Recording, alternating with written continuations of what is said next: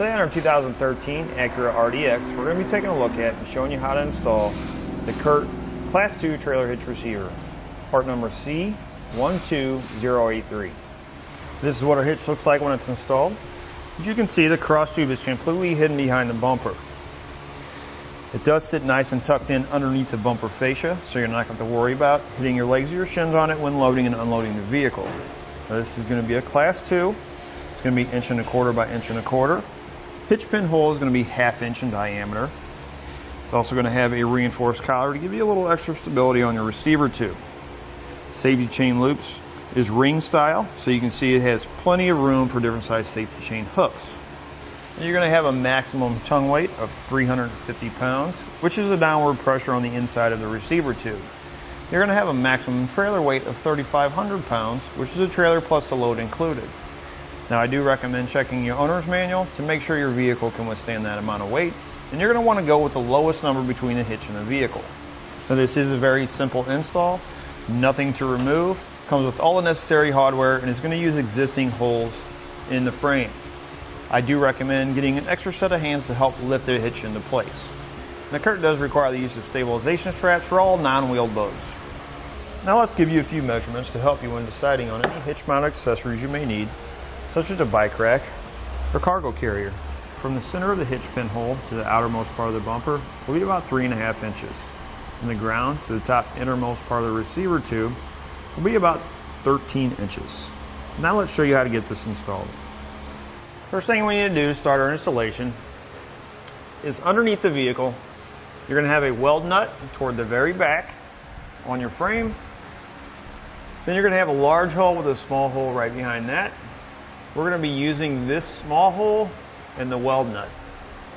Now, because our weld nut is open to the elements, you need to take some lubricant. You want to spray it up inside the hole. You're going to take a tube brush and you want to clean it out. The reason we're doing this is so when we thread our bolt in, we don't want it to cross thread and cause damage to the weld nut that's in the frame. Now, you're going to have two different bolt sizes in your kit. You want to take the bolt that is the fine thread. After you clean it out, you want to take your bolt, you want to try to thread it into the weld nut by hand. Once you can thread it in by hand, you know it's clean, you're going to repeat that process on the other side of the vehicle. Next thing we're going to do is you're going to have a handle nut in your kit. We're going to come up through this hole and you're going to set it right on the inside above that hole. We'll put a slight bend in it. And then we're going to do the same thing on the other side. Next, with an extra set of hands, we're going to go up and over our exhaust. I'm going to come back behind your fascia a little bit.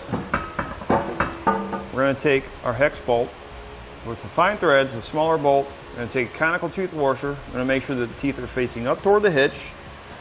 And you're going to thread these into your weld nuts. Now we'll get one in on each side of the vehicle to hold our hitch in place while we put our remaining hardware in. Next, we'll take our 1/2 inch hex bolt, conical tooth washer, teeth facing toward the hitch, and we're going to thread that into our handle nut. Next, we'll take a 19mm socket. We'll tighten up all of our hardware.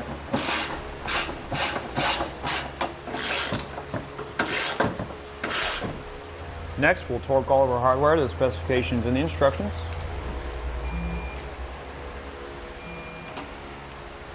You want to repeat that on all remaining hardware. And that'll do it for a look at and installation on the Curt Class 2 Trailer Hitch Receiver, part number C12083 on our 2013 Acura RDX. Thanks for watching. Click the link in our description below to shop, learn more, or visit us at Etrailer.com. And leave us a comment if you have any questions.